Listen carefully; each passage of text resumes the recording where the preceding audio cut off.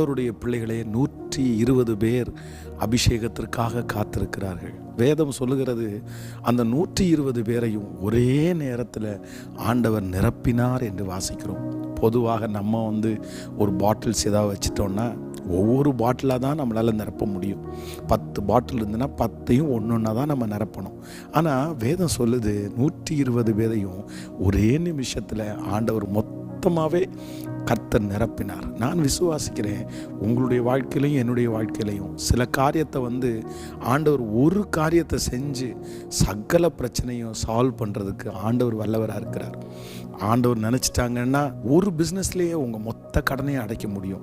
ஒரு காரியத்திலேயே சகலத்தையும் நிவர்த்தியாக்க முடியும். கண்டிப்பாக அந்த அற்புதத்தை ஆண்டவர் உங்களுக்கு செய்வார்னு நான் விசுவாசிக்கிறேன். நீங்கள் பயப்படவும் வேண்டாம், கலங்கவும் வேண்டாம்.